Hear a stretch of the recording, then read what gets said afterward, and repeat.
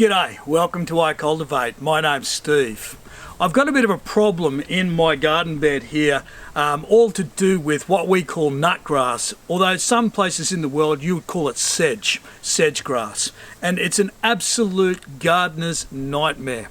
During this video I'm going to look at how I hope I'm going to deal with this nutgrass here.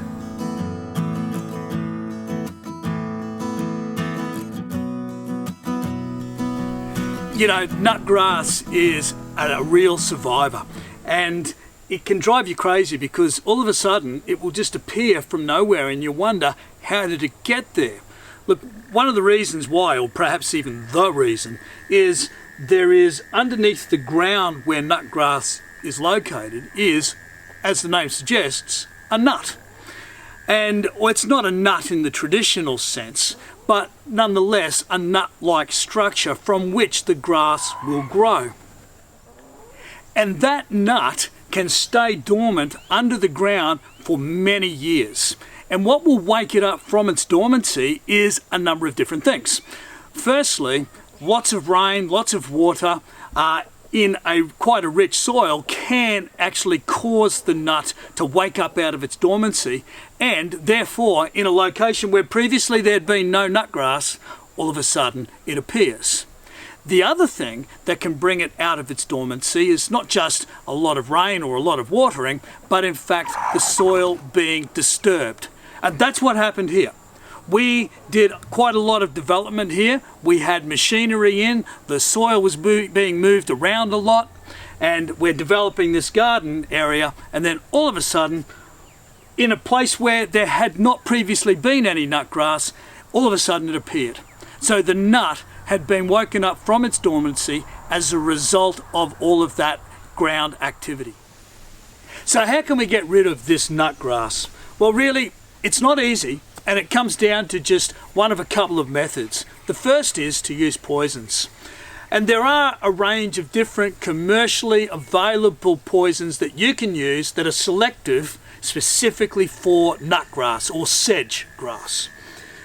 I don't really want to use poisons because this is going to be a vegetable garden, and generally speaking I just don't like using poisons if I can avoid it.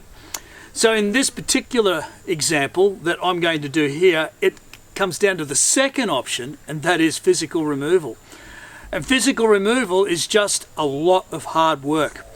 But I need you to understand that you can't just go and find a piece of nutgrass and pull it out. Because what you actually have done in doing that, most likely at least, is you've pulled up that particular growth, but you've left behind the nut underneath the soil, from which more will just simply grow. So rather than pull up an individual piece of nutgrass, I'm actually going to get this fork, I'm going to drive it down deep,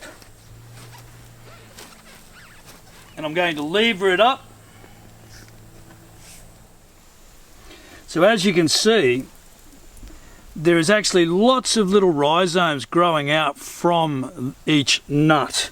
Now, I guess technically it's not really a nut, but for the purposes of what I'm describing here, we'll just call it a nut. But you can see in this one here, there's one nut there, and then you can see we've got a rhizome growing out from which two plants are actually emanating.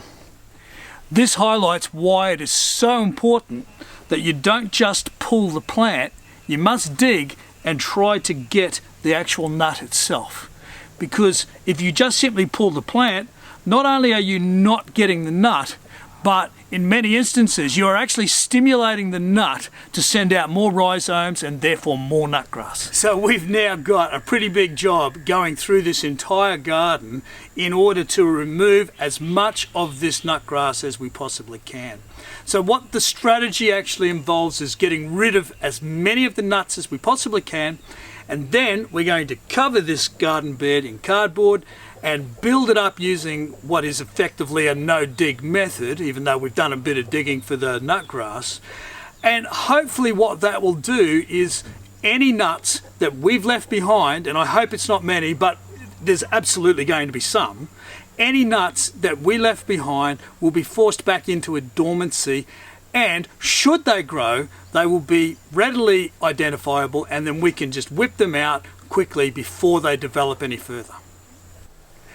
Now, if you are wanting to remove nutgrass from your lawn, and I highly encourage you to try and do that, the only real way that I'm aware of that you can do that is to use a selective poison. And as I mentioned earlier, there are quite a number of commercially available different selective poisons specifically for nutgrass or sedge grass that you can choose. But that's your only option. But remember, it must be one that is selective for nut or sedge grass, because if you go spraying your grass in order to get rid of the nut grass without it being selective, well, then you're going to wipe out your entire lawn. So we've just had a couple of really tough days where we've spent several hours each day just sifting through this soil, removing as much of the nutgrass and the actual tubers underneath the ground as possible. You can see here, this container is full. Well, we actually filled 4 of these containers of this nutgrass and have, as much as possible, removed the tubers, the rhizomes and the actual plants themselves throughout here. Now we're going to let this lie for another few weeks perhaps, just to see what else comes up, and then we'll be able to easily remove those before we actually go on to the next stage for what we intend for this garden bed.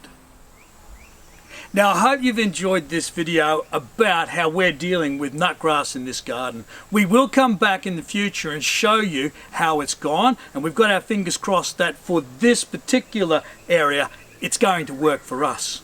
So can I please ask you to go down to the thumbs up and give us a thumbs up, subscribe to this channel and go to our website icultivate.net and become a member of the community.